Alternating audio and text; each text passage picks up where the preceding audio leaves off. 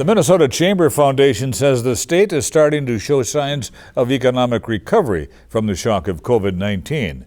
The foundation this week launched an online dashboard providing real-time updates on the Minnesota economy. Almanac North producer Greg Grell talked with Sean O'Neill, the Chamber's Director of Economic Research, about the dashboard.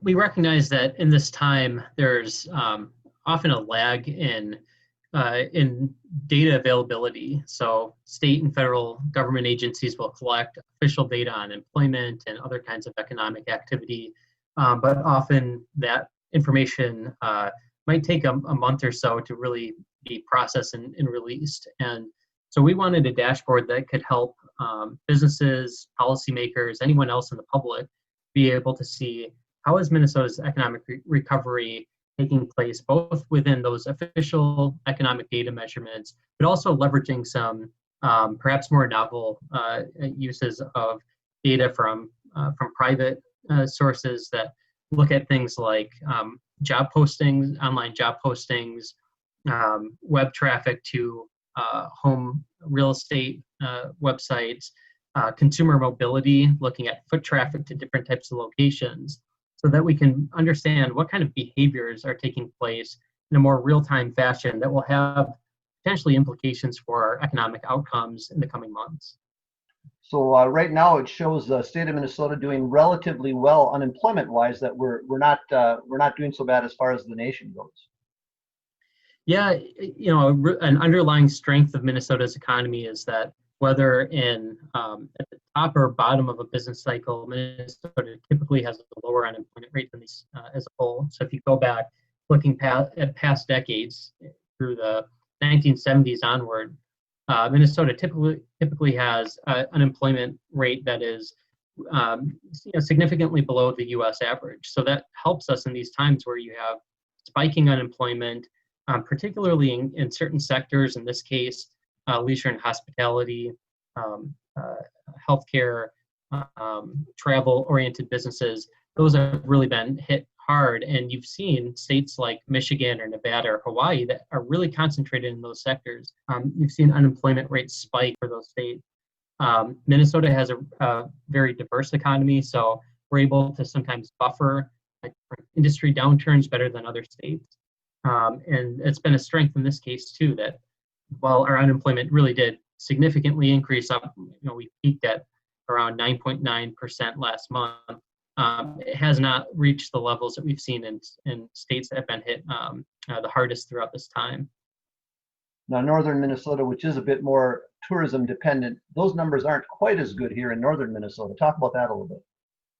Yeah, and that's what we see in the dashboard as well. So we show unemployment rate by county on a map, and you can scroll around the map and look at the unemployment rate around different parts of the state. And certainly in northern Minnesota, counties like Itasca, Lake, others that have a larger tourism industry.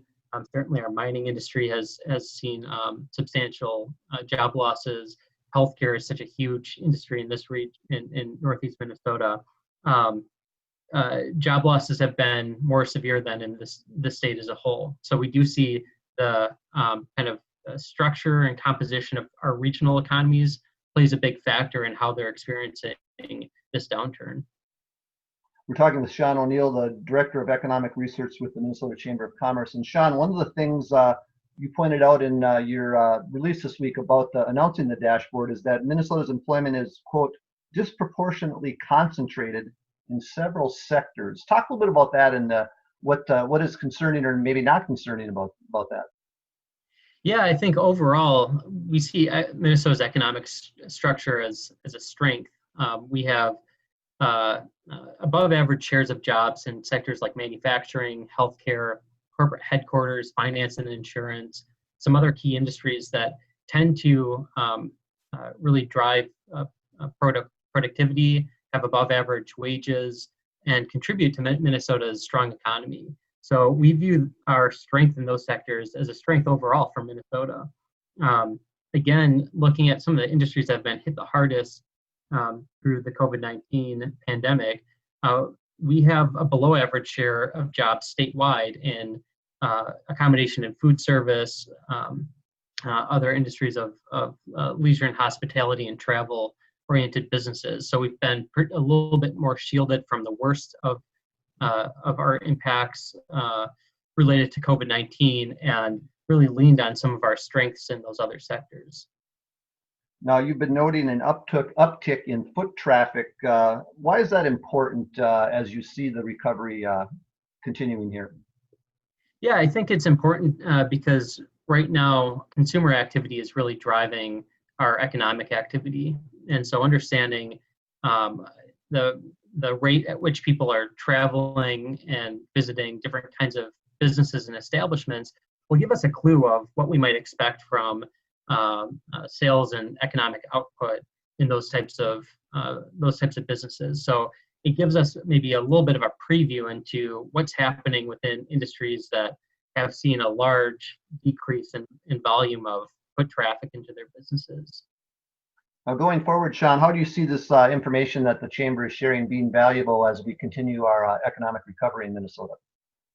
We want to make it available to everyone by having it accessible on our website, but we'll also be digging into these metrics and doing some analysis ourselves to be able to track how these indicators are really shaping our economic performance, and to go deeper, to use these as a starting place, and to try to ask experts in the field in certain issue areas, or ask businesses within certain industries what they're seeing and how they think these indicators play a role in our economic recovery. So for us, it's both a tool for the public at large to use and learn from. It's a tool for ourselves to be able to learn more about our economy, and then hopefully take steps to improve our economic performance in the coming months.